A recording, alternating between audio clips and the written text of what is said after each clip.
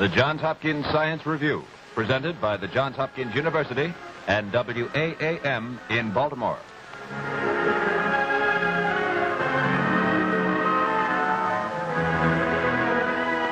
This is the Johns Hopkins University, famed for 75 years for its contributions to science and the humanities.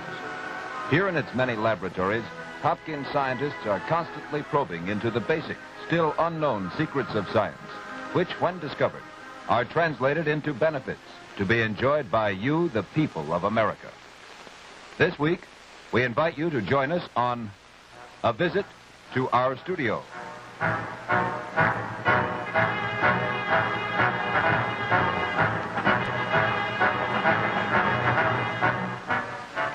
And to begin this visit to the WAAM studio, here is Lynn Poole of the Johns Hopkins University.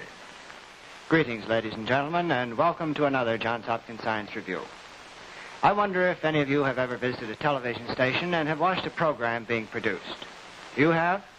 Well, perhaps you have, but there are thousands of others who have never visited a television station and would like to. Now, I know this because everywhere I go, people ask questions about the production of the Johns Hopkins Science Review.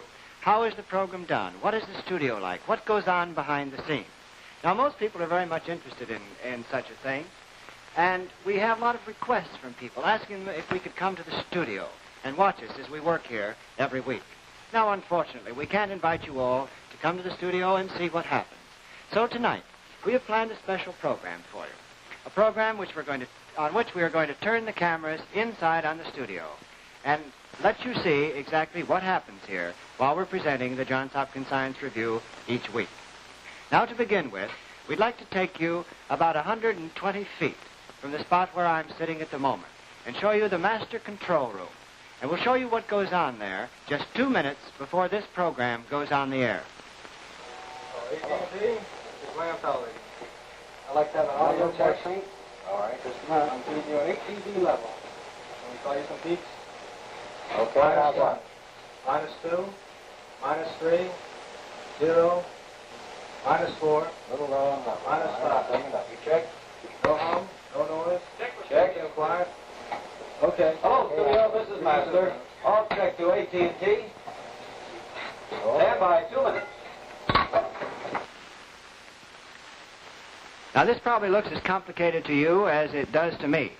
So let's simplify it a little bit and ask Mr. Ben Wolf, Director of Engineering for WAAM, to come in and ask him to tell us how the television picture and sound leaves this television station.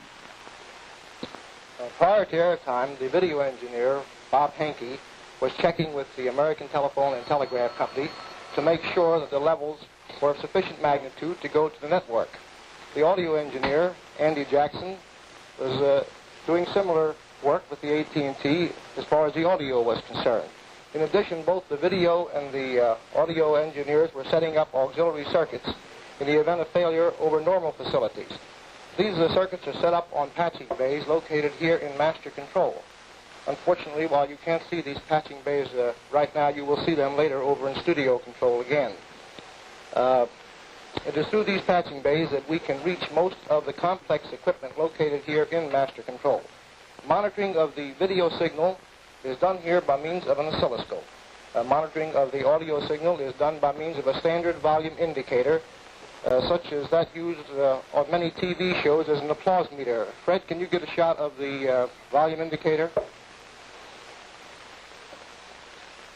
That's it right there. In addition, if any film is used on the Johns Hopkins Science Review, the level of the film as well as the sound are controlled from master control and sent through to the studio. From the studio, the signal comes back to master control into a stabilizing amplifier and is then dispatched to the network. Located here in master control is the master sync generator, which sends stabilizing signals up the network in order to prevent any rolling of the signal and keep it in frame. In addition, the distribution system is also located here in master control, and while the signal coming from the studio is sent to the network, another portion of it located here in this distribution bank, if you can see it, is sent out for local transmission. And in addition to that electrical distribution system, we still have another which permits us to monitor the signal on its way south coming back from New York. Audio facilities from master control are about the same as insofar as amplification is concerned, and standard audio amplifiers as well as volume indicator equipment is used. And briefly, that's about it from here. Now, a television station is very much like the human body. It has a lot of nerve centers. All these nerve centers must be coordinated, must act together when a program is being put on the air. Now, the master control, the room you have just seen, is one of those nerve centers. Another nerve center is the studio control room. The studio control room is close by the studio here, a large booth separated from the studio by a double plate glass window. In this room sits the video and audio technicians, the associate director, and the director. Now, as all of you know, Paul Kane is the director of the Johns Hopkins Science Review, sitting in the control room now. And, Paul, I wish you'd describe what your activities are in there. Thank you, Lynn. Mr. Poole has already told you who I am, so very quickly I'd like to introduce the other men here in studio control with whom I work. Here on my extreme left, Marty, would you turn around, please? Martin Yanuzzi, our sound or audio engineer. And sitting next to me, Ed Sarro. Ed is associate director on the show, helps me with the timing of the script, the music, the camera work. He's a very handy man to have available to you. And here to my right, Jim Gertchik. Jim is the video or picture engineer. Now, I guess you may have wondered what this massive equipment is here behind me. So very briefly, I would like to try to give you a rough sketch of this equipment. We'll start to the left. Andy, pan right just a little, please. Now, here we see on your screen now 3 camera monitors, a camera monitor or picture screen, and I'll point to camera monitor 1, which corresponds directly with a camera 1, which is in the studio. The same thing applying to camera monitor 2, connected directly with camera 2, and 3 connected with camera 3. On each picture screen, I can see the very same picture that each cameraman is seeing in his viewfinder on camera. Now, how do these men hear me as far as direction is concerned? Directly in front of me, if I may slide out of the way, is a microphone. Andy, would you hit it on a close-up, please? Through this microphone, which incidentally is connected directly with the headsets that the cameramen are wearing, and I might add the stage manager, Harding Roberts, or floor manager, who is the liaison between myself to Mr. Poole and our guests. They can hear me through this particular mic. Andy, a cover shot, please, on a 1-inch. Fine.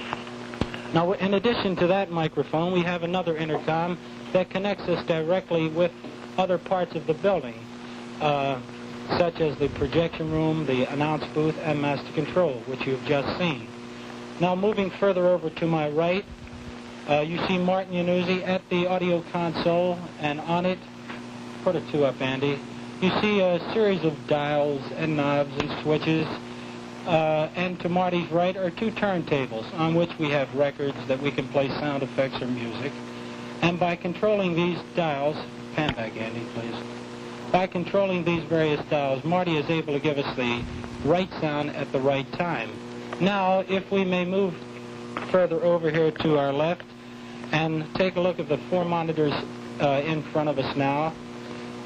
These monitors, we'll start with the 2 on the right, which are film camera monitors, film camera monitor 1 and film camera monitor 2 that I'm now pointing at. On it we can see slide or film, as the case may be. Each particular camera monitor will give us either slide or film. They're very versatile and very flexible. I'll call into the projection room now and ask our projectionist, Pat Palillo, to put up a slide. Pat? Fine. You've just seen a slide go up on film camera monitor number 2, and this particular monitor or picture could be put up on the air at my discretion. So as you see it right now. Now we'll go back and have Pat roll a film on film camera monitor 1. Roll it, Pat. Now you see the film go by, and that too can be put on the air as you now see it. Very briefly, the reason you might be seeing these 2 lines that I'm pointing at now, these light lines on your screen, are because the camera that is now taking this picture and the film camera which is coming from the projection room, are not in phase. Now let's move over further to our left, and we see a preview monitor, or an off-the-air monitor. This monitor, preview monitor, meaning exactly what the word applies. On it we can preview any picture that is either coming in or going from the station. Directly in front of me is the monitor from which I work. It is the on-the-air monitor, and the picture that leaves our studio, the one that I've selected from the various other monitors, the one that leaves our studio and comes directly into your home. Now, how is all this done? How are these things controlled, video-wise or picture-wise? Andy, would you put a 4 down here on the buttons? Dolly in, I'll try to get out of your way. Fine. Now here we have 2 rows of parallel buttons and a fader that I'm now touching. And by punching these various buttons and by moving this fader, the various combinations thereof will give us the various effects that we want to achieve picture-wise. Andy, would you dolly back on a 1-inch, please? Give us a cover. Now to tell you more about the technical phase of studio control operation, I'd like you to meet Glenn Lehman, our chief engineer. Glenn? Thank you, Paul. Well, suppose we start over here at the camera controls, first of all, where Mr. Gurgic is our video engineer. As you can see, if we could have a close-up on one of the camera controls, Andy, each particular camera control has a large number of knobs associated with it. In all, there are 38 for each camera. Now, Jim, if you'll go through your beam adjustment, we'll show you some of the effects that are possible through misadjustment of some of these controls, and you can see that the picture can do almost anything if it were not for our video engineer. We won't go into the other controls this time. It'll be too time-consuming.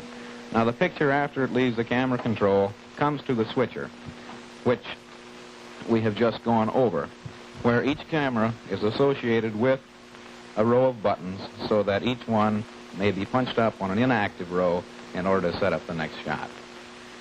Now, the picture, after leaving the switcher, travels way over here to the other side of the studio control room, where it goes into a stabilizing amplifier, which is this particular piece of gear here. In the stabilizing amplifier, the picture is mixed with other signals coming from the master control room. Now, these signals are not seen.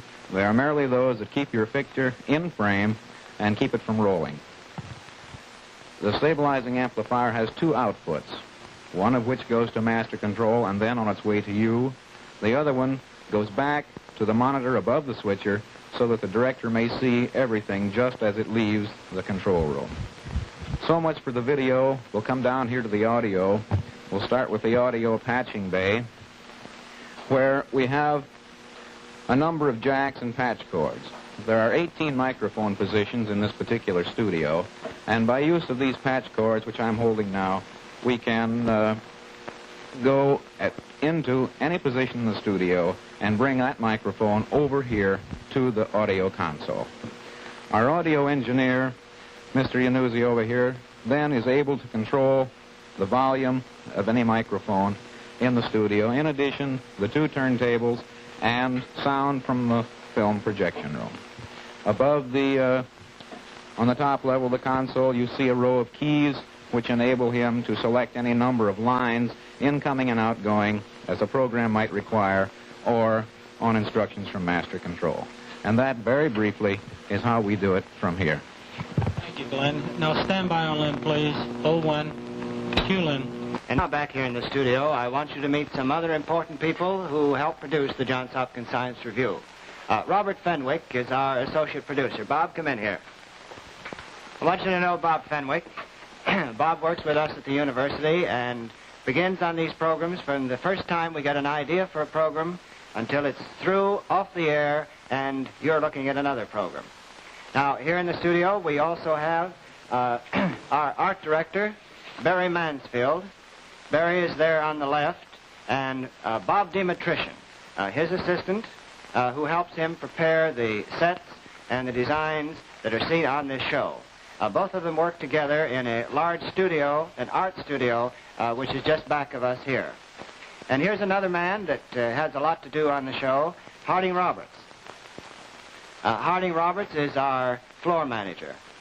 Harding takes the directions from Paul Kane from in there in the studio, relays them to us out here, and tells us what to do. And over here is Bob Lee. Bob operates this long boom microphone that keeps the microphone trailing us around the studio so that you can hear what we're saying. Well, now, you have now met most of the people that helped produce the Johns Hopkins Science Review. All except those indispensable cameramen to keep your pictures going, and our two narrators, but you'll meet them in a moment. Well, now that you've had a brief tour of the studio and the station, seen some of the things that go on here, let me tell you what we're going to do. We're going to start from the very beginning and ask you to watch a typical Johns Hopkins Science Review. You'll remember the first thing you always see is a film of the Johns Hopkins University which comes up. And we're going to take you out into the projection room, which is about 100 feet from here, where Pat Palillo, our projectionist, will put that film on the air so that you can see it. Then we're going to swing the cameras around and let you see two men whose voices are very familiar to you, our narrators, Joel Chaseman and Ted Jaffe. You'll see how the program develops from then on. It will be very familiar to you. We're going to come back into the studio and into the studio control room. And in the studio control room, we're going to ask Joel Chaseman if he'll dash across and stand by and give you a description of what you are seeing and interpolate some of the things that you are hearing. So let's go into the control room now and ask Paul Kane if he'll show us what happens 15 seconds before the Johns Hopkins Science Review goes on the air. And let me warn you, there are going to be a lot of strange things to see, this, that, and the other. You'll hear directions. It will all seem very confusing. But that's what happens 15 seconds before we get on the air and everything smooths out. Paul? Okay, stand by, Master, and give me a time check, please. Studio, this is Master.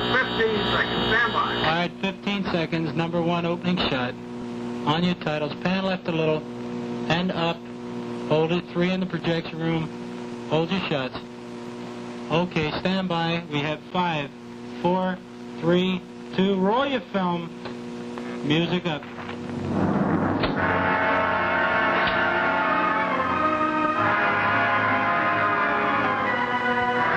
Dolly won.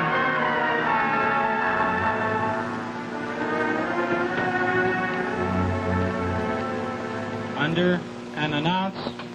The Johns Hopkins Science Review, presented by the Johns Hopkins University and WAAM in Baltimore. Music up.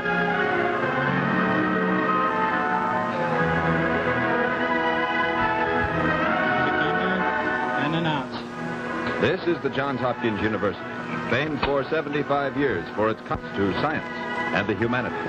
Here in its many laboratories, Hopkins scientists are constantly probing into the basic, still unknown secrets of science, which, when discovered, will be translated into benefits to be enjoyed by you, the people of America. This week we present the Master Glassblower. 01 and Dolly. Music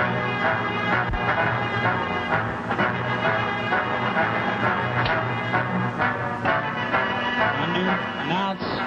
To introduce this week's program, here is Lynn Poole of the Johns Hopkins University. Cue Lynn. Greetings, ladies and gentlemen, and welcome again to the Johns Hopkins Science Review. All of you have been to a county fair or a carnival in the summer or perhaps the World Fair. And one thing you have certainly seen is a glassblower. The master glassblower that perhaps stands out in front of a big tent on which his picture is painted and says, "Come in and see the master glassblower and all the magnificent, wonderful things in the studio, please. Well, of course, that glassblower makes these little things that you buy, you take home and put on your mantelpiece. The little reindeers, the ducks, squirrels, the rabbits, the little animals that Those are lenses, and he's instructing his cameramen, who have a choice of 4 lenses on each camera, which lens they should use. Some stations call them in millimeters, so you might hear a 50-millimeter lens called. We call them here in 1, 2, or 6 the approximate inch length of the lens, because it's quicker and easier for the cameraman to understand. Now, number 3, as you see, is moving down a long hall, which leads from the master control area, where we were a minute ago, in the projection room and the announce booth. He's moving down into the studio, and beyond him, through that door, you can see the studio. And you can, of course, see Lynn Poole, who's going on with this typical Johns Hopkins Science Review program. We have with us tonight, we also have John Lehman with us tonight, as Mr. Poole has just told you. And now Dick Lusher has moved his camera over to get a picture of John Lehman. The direction is pan up. You'll see the shot go up on John Lehman. And moving up is Dick Lusher. As Fred Wheelahan moves his camera in, you can see it being moved into the picture. as Andy Bevan is taking this picture Put a from the titanium camera on back the in frame. studio control room, right in Number back of 3. Paul Kane. Frame him, pan right. Now, as we say frame him and pan Pan right, right. they're panning the camera right, moving it right so that the picture comes up on the left-hand side of the camera and gives what the director considers good composition. All right, number 2. And that's what 2-inch we're out after. in the studio. So that you at home Tighten will it up. appreciate the show and some of the points of good Tighten it up. photographic Tighten up, too. composition, much as in your best salon prints. This, of course, All right, is in hold motion. one. Now we say hold one. That Focus. means he's ready to Focus take the 3. picture on camera number 1. He's got it on camera number 3 now. Right. As soon as he pushes the button or moves the lever that you saw Movement to earlier, pull in. the picture on camera number Coming in on 1 a two will be shot on the number air. 1. He's warning the cameraman now that they're coming in on a two-shot, a Dolly back picture of of both Mr. Poole and Mr. Lehman on Right. camera number 1. Okay. Now he pushes the button on camera number 2, Stand by to cue and Poole. soon camera number 1 will be ready when Stand they cue by. Lynn Poole, and we'll see how an actual Johns Hopkins Science Review program goes from here. Cue on. Mr. Lehman, a moment ago, I told our friends why your work was so important at the university and how you stand behind the scientists and help them in their scientific research. I'd like to have you tell us a few things specifically about your work. We notice that as you roll that glass in the flame, you keep Down a turning little. it. Tighten up your shot. And Well, left. the reason why I keep turning it, Mr. Poole, is to keep All right, that number 1, glass strain it all the way evenly down. revolving at all times and to keep the heat evenly distributed. If I was Number 2 to is stop 6 on turning this tick piece of washer. glass, it Pan would left. either be flat on one side or else I would get a kink in it. Now, your left hand has to know what your right hand is doing at all times. If I should happen to put my hands one way or the other, it would get a kink in it, such as I'll do now. You see that kink in there? But you can get that kink out. You can get that out just by, Stand down, now I'll have to green. keep working this thing for Hold quite a green. while now in order to Switch get and that focus. round. What I'm making now is a trap for one of the boys down at school. This here has to be a bulb 4 Stand right inches on. in diameter Hold 2. with a sidearm on it. Let's have a 2-shot on And that's 1 what on I'm the doing 2-inch. now. As I heat this glass On and it, push Doug. it together, Fan I'm up. weighting it up so it won't And be too tighten it up. thin. Dolly in a little. Well, as you've told us before, really the basis of Pan right your on work, to one of the first things pan you have right. to learn is to blow a perfect bulb. Yes, that's one of the main things. That and pulling a 1. point. You're on. Boy, my father used to tell me that I used to pull these points for 6 months at a time. And if I even stopped turning it, he'd say, turn it, Right in. keep turning it all the time. Try to execute. You learned your trade from your father, you told us, when you were here on the Science Review before. Yes, 3 I did. minutes I've been to- blowing to glasses since 3 I've been minutes. 6 years old. And you have a boy that's going to Fan blow left. glass after you. Dolly Yes, back I with have. you. I hope so. Anyway, Mr. Poole. Now, this there Fan piece down. of glass is just about ready to blow a ball about 4 inches in diameter. Put And a if you'll wide notice right when up I on start the to blow, I don't And stop dolly turning back. it. Number 1, a tight 10 in your flames. Hold 1. Keep it sharp 1. And a very perfect one that is. On your flames, focus. Now, in order to focus, put a focus. sidearm on there, you blow a little hole on the side here, and not too big. You just get the glass hot in one spot and sort of give it a little bit of a puff. You dasn't get that glass too thin, but when you put the full force of the fire on it, See it John will Lehman on his 6, number 1. either enlarge or shrink. Time period. 2 minutes to left. Dolly in 2. Dolly 2. What were you doing then? Sealing off that end? Harding, Yes, so 2 when I minutes, blow 2 on this minutes. here piece of glass, the air won't come out on the bottom. Now, you always get the heaviest piece of glass, the hottest. Of course, when you stick them together, you just give it a little pull out and just heat it a little bit more and then give it a little puff. Hold 1. Fan left on 1. You're on. And there you have the sidearm on. Now, I know in seeing some of the apparatus at the university that you've made for the various scientists, that you take this sidearm and bend it. Tight 6 in. Yes, that's what I'll do now. He has to have a right angle bend on this so it'll fit on the top of his vacuum system. Hold 1. Hold 3. You're on. Stay with it. Now, when you make a bend, you dasn't get it too hot or you dasn't All right, number doesn't 3, get it pull too out hot, the and it gear should for be hot shot. enough so to make the bend so when you make the bend, it won't kink, or it won't be a flat spot on it. Well, also, doesn't the, on the plans, the drawings that you get from the scientists, they tell you exactly where they want that bend and how thick they want it. That's right, Mr. Poole. They bring in their diagrams or their blueprints, and we have to make it exact to their specifications. Because they have everything planned out ahead of time with just what they want. And over to Harding. Ellie and Dick. Well, that's a brief glimpse at your work. I wish we had time to see a lot of it because I know you make hundreds of pieces each year that help scientific research. All right, get Mr. Well, you Poole never out. get the same thing to do over twice. 15 seconds.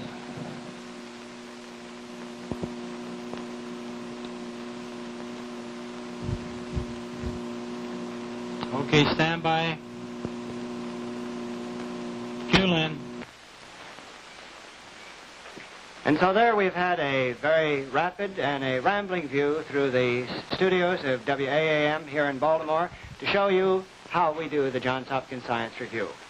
We hope you've enjoyed your visit with us. I wish you could all be here at some time or other. And when you see the Johns Hopkins Science Review each week, I hope that you'll remember all these men that are here in the studio, way out in the control rooms, out in the announce booths, and all over the studio that have to be here in order to make this program possible. I think you also might be interested in knowing how this program is possible, how the program comes about, and how you are able to see it. All this that you've seen goes on here in the studio. But the management of WAAM has made it possible, through their cooperation over the past 2.5 years, for us to bring you this program. If we didn't have it, we wouldn't be able to bring you the program. Then the Dumont Network has made it possible. They give us the time and carry it. And all the stations that you see, the station that you're looking at right now, brings you the program as a public service. And we hope you'll be with us next week when we continue our story and show you what happens from this point until the program reaches your home. Now that television has spanned the country from coast to coast, many television viewers wonder how programs are sent from New York and seen instantaneously in Los Angeles.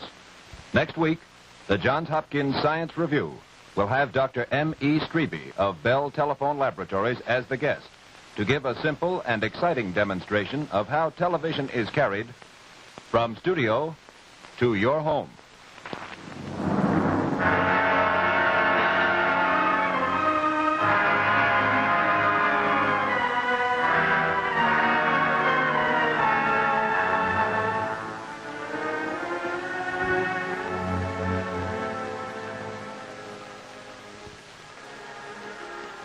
The Johns Hopkins Science Review is produced by Lynn Poole.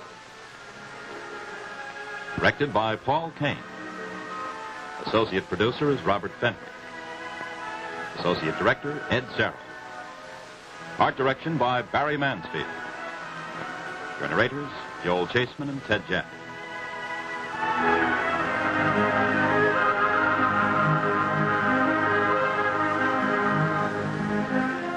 Portions of this program have been mechanically reproduced. The Johns Hopkins Science Review originates in the studios of WAAM in Baltimore.